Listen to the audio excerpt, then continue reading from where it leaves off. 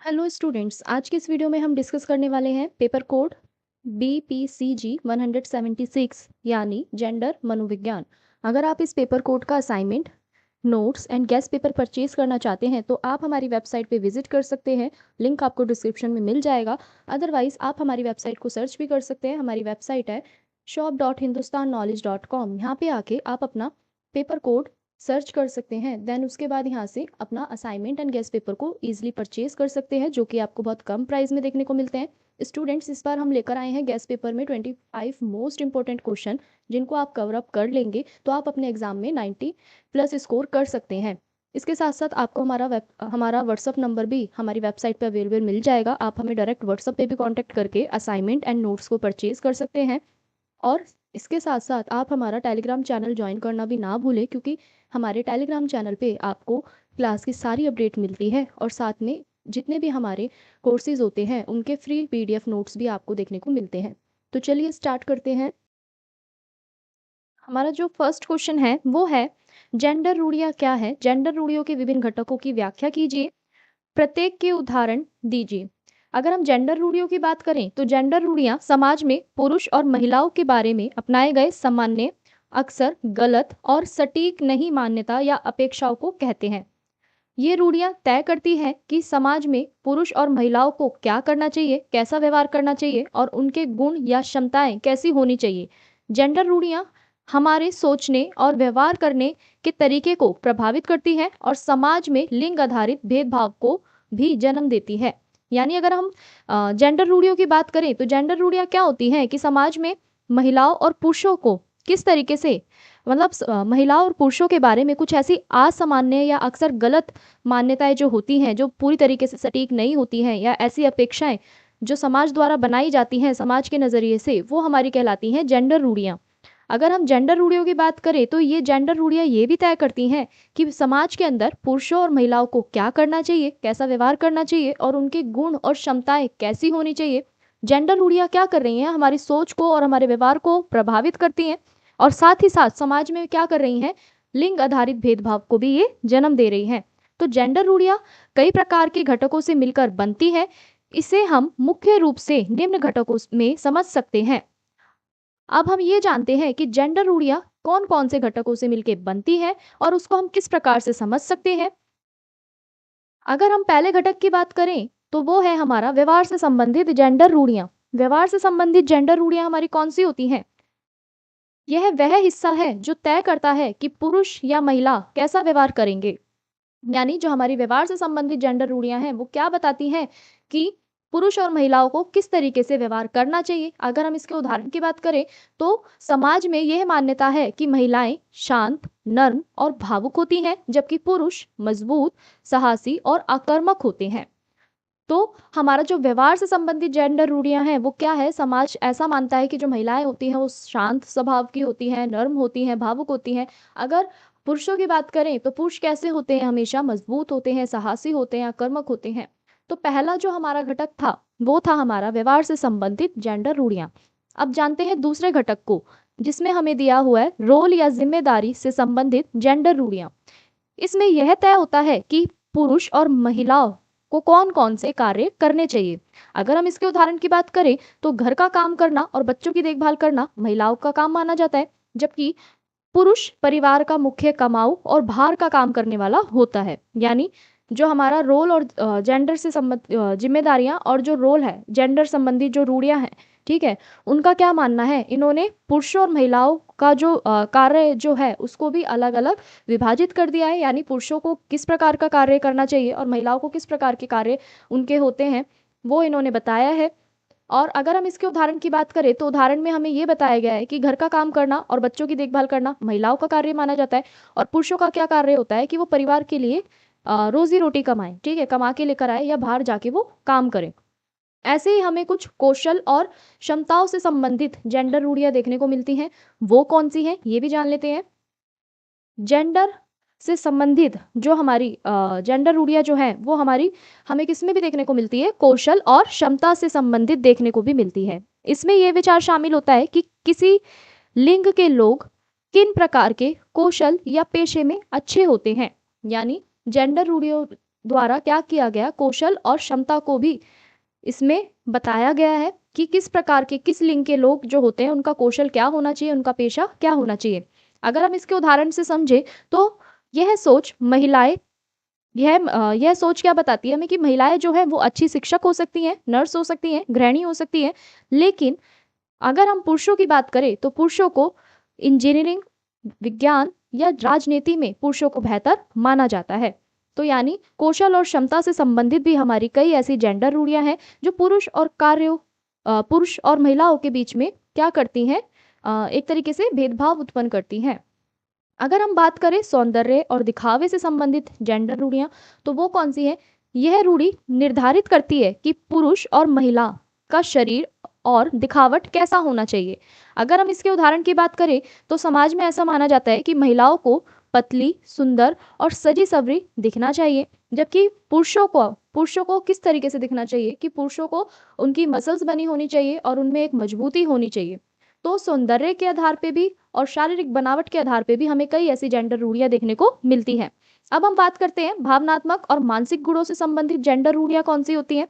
यह सोच महिलाओं और पुरुषों की भावनाओं और मानसिकता को सीमित करती है। अगर हम इसके उदाहरण की बात करें तो यह मान लिया जाता है कि जो महिलाएं होती हैं वो ज़्यादा भावुक और ज़्यादा संवेदनशील होती हैं, जबकि पुरुषों को भावनाओं को छुपाना और मजबूत दिखना होता है। यानी भावनात्मक रूप से भी हमें कई ऐसी जेंडर रूढ़ियां देखने को मिलती है जिनमें ऐसी सोच शामिल है कि जो महिलाएं होती हैं वो कैसी होती है, ज़्यादा संवेदनशील होती हैं, भावुक होती हैं, और जो पुरुष होते हैं उनको अपनी भावनाओं को छुपाना होता है और खुद को मजबूत दिखाना होता है। अगर हम इसके निष्कर्ष की बात करें तो निष्कर्ष की अगर हम बात करें तो निष्कर्ष क्या कहता है ये भी जान लेते हैं। जेंडर रूढ़ियां केवल समाज की मान्यताओं का हिस्सा नहीं है, बल्कि यह हमारे सोच और व्यवहार को प्रभावित करती है। ये रूढ़ियां सीमित करती हैं कि पुरुष और महिला क्या कर सकते हैं और समाज में उनके अवसर कैसे तय होते हैं। आज के समय में इन रूढ़ियों को तोड़ना आवश्यक है ताकि सभी लोग अपनी क्षमताओं और इच्छाओं के अनुसार स्वतंत्र रूप से जीवन जी सकें और समाज में एक तरीके से हम कह सकते हैं इससे भेदभाव भी कम होगा। यानी जो जेंडर रूढ़ियां हैं वो समाज की मान्यताएं होती है, सिर्फ समाज की मान्यताओं का हिस्सा नहीं होती, बल्कि हमारी सोच को और हमारे व्यवहार को भी प्रभावित कर रही होती है। ये जो रूढ़ियां होती हैं वो एक तरीके से सीमित होती हैं, और जो पुरुष और जो महिलाएं हैं उनके भी कार्य क्षेत्र को ये क्या करती है, विभाजित करती है, और समाज में उनके अवसर कैसे होने चाहिए ये भी तय करती है। और आज के समय में इन रूढ़ियों को हम इन रूढ़ियों को तोड़ना क्यों जरूरी हो गया है, क्योंकि आज के समय में सभी लोगों को अवसर मिलना चाहिए कि वो अपनी क्षमता और अपनी इच्छा के अनुसार स्वतंत्र रूप से अपना जीवन जी सके। तो बढ़ते हैं नेक्स्ट क्वेश्चन की तरफ। हमारा जो नेक्स्ट क्वेश्चन है वो है, लिंग या जेंडर से संबंधित मतभेदों के सिद्धांतों पर चर्चा कीजिए। लिंग या जेंडर से संबंधित मतभेद कौन कौन से होते हैं उसके सिद्धांतों पे हमें चर्चा करनी है। लिंग या जेंडर से संबंधित मतभेद शास्त्र, मनोविज्ञान और शिक्षा में एक महत्वपूर्ण विषय है। यह समझने का प्रयास करता है कि पुरुष और महिलाएं सोचने, महसूस करने, व्यवहार करने और समाज में भूमिका निभाने में कैसे भिन्न हो सकते हैं। ऐसे मतभेद कई सिद्धांतों के माध्यम से समझाए जाते हैं। यानी जो हमारा लिंग और जो जेंडर से संबंधित जितने भी भेदभाव होते हैं या मतभेद जो होते हैं वो हमें किस में देखने को मिलते हैं, या तो समाजशास्त्र में देखने को मिलते हैं या तो मनोविज्ञान में देखने को मिलते हैं। और ये हमारी शिक्षा में भी एक महत्वपूर्ण विषय होता है। क्यों होता है? क्योंकि ये हमें समझने पे, सोचने पे मजबूर करता है कि पुरुष और महिलाओं की जो व्यवहार है, उनको समाज में उनकी जो भूमिका है वो किस प्रकार से होनी चाहिए। तो ऐसे कई मतभेद है जिनके सिद्धांतों को आज हम समझेंगे। तो पहला जो सिद्धांत है वो है हमारा जैविक सिद्धांत। अगर हम जैविक सिद्धांत की बात करें तो ये क्या कहता है कि लिंग भेद मुख्य रूप से शरीर और मस्तिष्क की संरचना में अंतर के कारण होते हैं।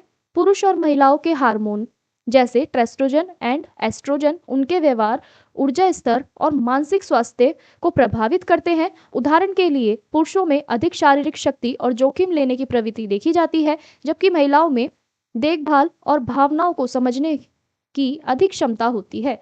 यानी जो हमारा जैविक सिद्धांत है वो क्या कहता है कि लिंग भेद की अगर हम बात करें तो इसमें जो पुरुष और जो महिलाएं हैं उनकी हम शरीर की जो उनका जो शरीर की जो संरचना है, या हम कह सकते हैं जो उनकी मस्तिष्क की जो संरचना है, इनके अंदर क्या होता है, अंतर होता है। इन दोनों के अंदर अंतर होता है, यानी महिलाओं की भी मस्तिष्क की संरचना में और पुरुषों की भी, जिससे उनके जो हार्मोन होते हैं, जैसे टेस्ट्रोजन और एस्ट्रोजन जैसे जो हार्मोन होते हैं, जो महिला और पुरुष में देखने को मिलते हैं, ठीक है, तो उनसे क्या होता है, उनके व्यवहार में और उनके ऊर्जा के स्तर में बदलाव आता है, जिससे उनका मानसिक स्वास्थ्य जो होता है प्रभावित होता है। अगर हम इसके एग्जाम्पल की बात करें, उदाहरण की बात करें, तो पुरुषों में अधिक शारीरिक शक्ति की जरूरत होती है, ठीक है, जिससे वो जो भी कोई भी जोखिम लेने की जो प्रवृत्ति है वो देखी जाती है, मतलब पुरुषों को ज़्यादा शारीरिक रूप से सशक्त माना जाता है। अगर हम महिलाओं की बात करें, तो महिलाओं में क्या देखा जाता है कि महिलाएं कितनी देखभाल कर रही हैं और उनकी भावनाओं को समझने की जो उनकी क्षमता है वो कितनी अधिक है। तो जैविक सिद्धांत हमें ये बताता है। हमारा जो नेक्स्ट सिद्धांत है वो है मनोवैज्ञानिक सिद्धांत। इस सिद्धांत के अनुसार लिंग भेद हमारे अनुभव, सीखने और मानसिक विकास के आधार पर बनते हैं। ये सिद्धांत बताता है कि पुरुष और महिलाएं अलग अलग सोचने और समझने को हल करने के लिए किस प्रकार से या किस तरीके के तरीके अपनाते हैं। अगर हम उदाहरण की बात करें, तो उदाहरण के लिए कुछ अध्ययन देखते हैं हम, जिसमें हमें महिलाएं क्या दिखती हैं, अधिक सामाजिक और भावनात्मक बुद्धिमत्ता रखती हैं, जबकि कुछ पुरुष जो होते हैं वो ज़्यादा तर्कशील होते हैं और विश्लेषणात्मक होते हैं। यानी अगर हम इसके उदाहरण की बात करें, तो महिलाओं को कैसा माना जाता है कि महिलाएं ज़्यादातर हमें समाज में भावनात्मक वो बुद्धिमत्ता रखती हैं, लेकिन जो पुरुष होते हैं वो अपनी तर्क क्षमता का उपयोग करते हैं, यानी लॉजिकली वो सारी चीज़ों को देखते हैं और उसी के अनुसार वो विश्लेषणात्मक क्या करते हैं, अपना समाधान निकालते हैं। अब हम बात करते हैं तीसरे सिद्धांत की, जो है हमारा सामाजिक सिद्धांत। सामाजिक सिद्धांत क्या कहता है? सामाजिक दृष्टिकोण कहता है कि लिंग भेद मुख्य रूप से समाज और संस्कृति द्वारा बनाए गए नियमों और अपेक्षाओं के कारण होते हैं। समाज पुरुषों और महिलाओं से अलग अलग व्यवहार की अपेक्षा रखता है। जैसे पारंपरिक समाज में पुरुषों को परिवार का मुख्य कमाऊ मानते हैं और महिलाओं को घर और बच्चों की देखभाल करने का जिम्मेदार मानते हैं। यानी सामाजिक सिद्धांत क्या कहता है कि जो महिलाएं हैं वो क्या करें कि उनको किस नजरिए से देखता है सामाजिक सिद्धांत, कि महिलाएं जो हैं वो क्या कर रही हैं, घर को संभाल रही हैं, देखभाल कर रही हैं, इनके लिए घर को संभालने के लिए, देखभाल करने के लिए जिम्मेदार मानता है, और पुरुषों को परिवार के लिए, कमाने के लिए मानता है। अब हम बात करते हैं सामाजिक निर्माणवाद सिद्धांत। सामाजिक निर्माणवाद सिद्धांत क्या होता है? ये सिद्धांत बताता है कि जेंडर केवल जैविक लक्षण नहीं, बल्कि यह समाज के अनुभव और मान्यताओं से बना है। यानी कि पुरुष और महिलाओं या पुरुष और महिला होने के बराबर होने के बारे में हमारी समझ समाज और शिक्षा, मीडिया, परिवार और दोस्तों से प्रभावित होती है। यह सिद्धांत कहता है कि लिंग भेद स्थायी नहीं बल्कि बदल सकते हैं। यानी सामाजिक निर्माणवाद सिद्धांत क्या बताता है हमें कि जेंडर केवल जैविक लक्षण से ही नहीं देखा जा सकता या पाया जा सकता, बल्कि ये समाज में अनुभव और मान्यताओं से बनता है। यानी जो पुरुष और महिलाएं हैं, इनके बारे में जो हमारी समझ है समाज के अंदर, जो इनको लेके शिक्षा है, जो मीडिया है, जो परिवार है, ये सब किससे प्रभावित हो रहे हैं? ये सब मतलब जो हमारा जो जेंडर है वो इन सब से प्रभावित हो रहा है। यानी जो समाज के अंदर जितने भी जेंडर को लेके जैविक लक्षण है, सिर्फ वो ही नहीं है, बल्कि इसके अंदर कौन कौन योगदान दे रहा है, इसमें हमारी समाज में मीडिया योगदान दे रही है, परिवार दे रहा है, ठीक है, और शिक्षा दे रही है। इन सिद्धांतों के कारण क्या हो सकता है कि हम समाज में बदलाव ला सकते हैं। लिंग भेद हम स्थायी रूप से नहीं देख सकते, बल्कि हम इसको बदल भी सकते हैं। ऐसा समाज निर्माणवाद सिद्धांत का मानना है। अब हम बात करते हैं संतुलित दृष्टिकोण की। इस दृष्टिकोण के अनुसार लिंग भेद जैविक, मनोवैज्ञानिक और सामाजिक दोनों कारकों के मिश्रण से होते हैं। उदाहरण के लिए महिलाओं में देखभाल करने की प्रवृत्ति हार्मोनिक हार्मोनिक प्रभाव और सामाजिक अपेक्षाओं का परिणाम हो सकती हैं। यानी कि अगर हम संतुलित दृष्टिकोण की बात करें, तो इसमें क्या होता है, लिंग भेद हमें जैविक रूप से देखने को भी मिला, मनोवैज्ञानिक रूप से भी देखने को मिला, लेकिन अगर हम बैलेंस दृष्टिकोण की बात करें, संतुलित दृष्टिकोण की बात करें, तो इसमें हमें जो लिंग भेद जो है वो हमें सभी प्रकार का एक मिश्रण देखने को मिला, जिसमें हमें मनोवैज्ञानिक जेंडर या लिंग भेदभाव भी हमें देखने को मिला, जैविक लिंग भेद भी दिखा हमें, सामाजिक भी दिखा। ये सब तरीके का एक संतुलित दृष्टिकोण हमें देखने को मिला इसके अंदर। और अगर हम इसके एग्जाम्पल की बात करें, तो महिलाओं को किस प्रकार से देखा गया कि वो हमेशा देखभाल केयर करने के लिए समाज में उसे देखा गया और समाज में महिलाओं से काफ़ी ज़्यादा अपेक्षाएं रखी गई परिवार और देखभाल से संबंधित। अगर हम निष्कर्ष की बात करें तो इसका निष्कर्ष क्या कहता है ये भी जान लेते हैं। लिंग या जेंडर से संबंधित मतभेद किसी एक कारण से नहीं होते। यानी जो लिंग है या जो जेंडर से संबंधित जितने भी मतभेद उत्पन्न होते हैं वो किसी एक कारण से नहीं होते। यह जैविक, मनोवैज्ञानिक और सामाजिक कारणों का एक मिश्रण है। आधुनिक समाज में यह समझना जरूरी है कि यह मतभेद प्राकृतिक है, लेकिन इनका मतलब ये नहीं है कि किसी लिंग के लोगों को किसी काम या अधिकार से वंचित किया जाए। समान अवसर और सम्मान देना ही समाज की प्रगति की क्या है कुंजी है। तो बढ़ते हैं नेक्स्ट क्वेश्चन की तरफ। हमारा जो नेक्स्ट क्वेश्चन है वो है एलजीबीटी समुदाय के मनोसामाजिक मुद्दों पर चर्चा कीजिए। यानी एलजीबीटी क्या होते हैं ये भी जान लेते हैं और इनके जितने भी मनोसामाजिक मुद्दे हैं वो कौन कौन से हैं इस पे भी हम आज चर्चा करने वाले हैं। तो एलजीबीटी समुदाय में लेस्बियन, गे, बाइसेक्सुअल और ट्रांसजेंडर लोग शामिल होते हैं। ये लोग समाज में अक्सर अपनी एक अलग पहचान बनाते हैं, अपना एक अलग व्यवहार समाज के सामने रखते हैं और मनोसामाजिक मुद्दे उनके जीवन में कई पहलुओं को प्रभावित करते हैं। अब ऐसे कौन कौन से मुद्दे हैं ये भी जान लेते हैं। तो पहला जो हमारा मुद्दा है वो है सामाजिक भेदभाव और अस्वीकार। पहला जो मुद्दा है एलजीबीटी समुदाय के सामने वो है सामाजिक भेदभाव और अस्वीकार। यानी एलजीबीटी के लोग अक्सर परिवार, स्कूल, कार्यस्थल और समाज में भेदभाव का सामना करते हैं। कई बार परिवार उन्हें स्वीकार नहीं करता या उनकी पहचान को नकार देता है। यह अस्वीकार उन्हें उनके मानसिक स्वास्थ्य पर गंभीर असर डाल सकता है। लोग अकेलापन, उदासी और आत्मसम्मान की कमी महसूस कर सकते हैं। यानी जो एलजीबीटी के जो लोग हैं इनके ऊपर सामाजिक प्रभाव किस प्रकार से पड़ता है कि इन्हें परिवार में और स्कूल में, इनके कार्यस्थल पर, समाज में इनके साथ भेदभाव किया जाता है, भेदभाव का इन्हें सामना करना पड़ता है। और जो समाज के जो लोग हैं या हम कह सकते हैं जो परिवार के कई बार जो परिवार के जो लोग हैं वो भी इन्हें अस्वीकार कर देते हैं, नकार देते हैं, जिससे एलजीबीटी के लोगों के जो मानसिक जो स्वास्थ्य है इनका वो बहुत उस पे जो है गंभीर असर पड़ता है, जिसकी वजह से ये लोग अपने आप में अकेलापन, उदासी और आत्मसम्मान की कमी को महसूस करते हैं। दूसरा जो है मुद्दा वो है मानसिक स्वास्थ्य की चुनौतियां। एलजीबीटी समुदाय के लोगों में अवसाद, चिंता और आत्महत्या के विचार आम है। लगातार भेदभाव, हिंसा और सामाजिक अस्वीकृति के कारण मानसिक स्वास्थ्य कमजोर हो जाता है। कई बार उन्हें मानसिक स्वास्थ्य सेवाओं तक पहुंच भी कठिनाई से मिलती है। यानी जैसा मैंने भी आपको बताया, जब समाज नकार देता है उनकी पहचान को और उनका उनका जो परिवार है एलजीबीटी लोगों को वो भी स्वीकार नहीं करता, तो उनमें मानसिक स्वास्थ्य पे बहुत ज़्यादा उनके असर पड़ता है, गंभीर प्रभाव पड़ता है। तो मानसिक स्वास्थ्य की चुनौतियाँ कौन-कौन सी हैं कि वो ज़्यादातर क्या होते हैं एलजीबीटी समुदाय के जो लोग हैं, वो अवसाद के शिकार हो जाते हैं, चिंता के शिकार हो जाते हैं और कई बार तो आत्महत्या जैसे विचार भी उनके मन में उत्पन्न होने लगते हैं और लगातार भेदभाव और हिंसा को देख के वो क्या हो जाते हैं मानसिक रूप से कमज़ोर हो जाते हैं। उनका जो मानसिक स्वास्थ्य है वो बहुत कमज़ोर हो जाता है और कई बार उनके जो मानसिक स्वास्थ्य सेवाएँ हैं, वहाँ तक पहुँचने में भी उन्हें कठिनाई मिलती है। तीसरा जो मुद्दा है वो क्या है कि सामाजिक समर्थन की कमी।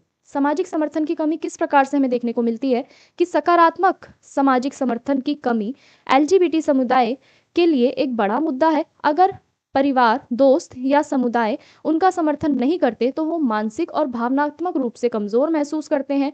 समूह और सहयोगी नेटवर्क उन्हें सुरक्षित और समझने वाले माहौल प्रदान कर सकते हैं। यानी जो एलजीबीटी के लोग जो है उन्हें सामाजिक समर्थन की भी बहुत ज़्यादा कमी देखने को मिलती है, जिसमें उनके परिवार, दोस्त और समुदाय जो होते हैं उनका समर्थन नहीं किया जाता है, ठीक है, समुदाय द्वारा। और सामाजिक और भावनात्मक रूप से फिर एलजीबीटी के लोग जो अपने आप को कमज़ोर महसूस करना शुरू कर देते हैं और वो अपने समूह के जितने भी ग्रुप के जो लोग हैं जिनसे भी वो जुड़े हुए हैं वो फिर क्या करते हैं अपने आप को उन्हें एक तरीके से सुरक्षित समझने वाला उन्हें वो माहौल प्रदान करते हैं।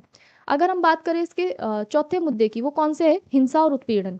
हिंसा और उत्पीड़न किस प्रकार से इन्हें देखने को मिलता है? एलजीबीटी लोग अक्सर हिंसा, छेड़छाड़ और उत्पीड़न का शिकार होते हैं। यह शारीरिक और मानसिक दोनों प्रकार की क्षति पहुंचाता है।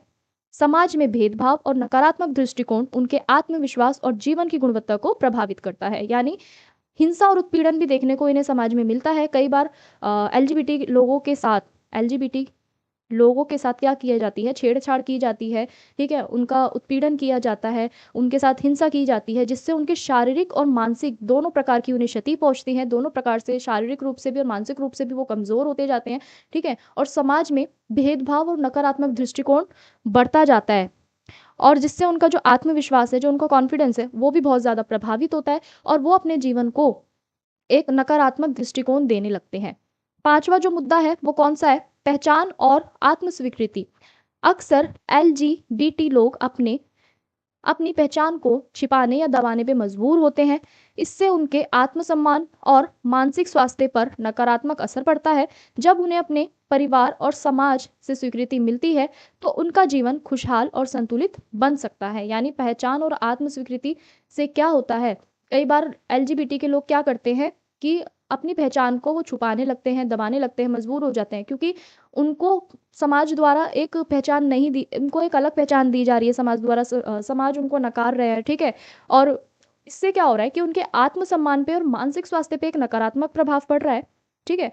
तो अगर अगर एलजीबीटी लोगों के जो परिवार है, जो समाज है, उनसे अगर उन्हें स्वीकृति मिल जाती है, तो उनका जीवन कैसा हो जाएगा? एलजीबीटी लोगों का एकदम खुशहाल और संतुलित हो जाएगा। छठा जो इसका मुद्दा है वो है समाधान और सहायता।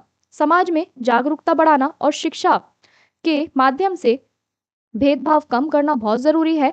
मानसिक स्वास्थ्य सेवाओं तक पहुंच आसान बनाना और एलजीबीटी समुदाय के लिए सुरक्षित वातावरण तैयार करना आवश्यक है। परिवार और मित्रों का समर्थन उनके मानसिक सामाजिक विकास में मदद करता है। यानी समाधान और सहायता की बात करें तो समाज में हमें जागरूकता बढ़ाना और शिक्षा के माध्यम से हम इस भेदभाव को कम कर सकते हैं, ताकि एलजीबीटी के लोग जो है, समुदाय के जो लोग हैं, वो उनको एक सुरक्षित वातावरण मिल पाए और वो अपने परिवार के साथ और अपने मित्रों के साथ समाज में उन्हें एक तरीके से मदद दी जाए और वो आगे बढ़ सके। अब इसका निष्कर्ष क्या कहता है, ये भी जान लेते हैं। अगर हम इसके निष्कर्ष की बात करें तो एलजीबीटी समुदाय के मनोसामाजिक मुद्दे जटिल हैं और गहरे हैं। समाज की अस्वीकृति, भेदभाव और हिंसा उनके सामाजिक स्वास्थ्य पर और जीवन पर असर डालती है। जागरूकता, स्वीकृति और समर्थन से उनके जीवन की गुणवत्ता बेहतर हो सकती है। हमें उन्हें समान अधिकार देने चाहिए, उन्हें सम्मान देना चाहिए, ताकि वे समाज में सुरक्षित और खुशहाल जीवन जी सके। बढ़ते हैं नेक्स्ट क्वेश्चन की तरफ। हमारा जो नेक्स्ट क्वेश्चन है वो है महिलाओं के विरुद्ध हिंसा को कैसे परिभाषित किया जाता है? इसके प्रकारों की व्याख्या कीजिए। महिलाओं के प्रति हिंसा के कारण पर चर्चा कीजिए।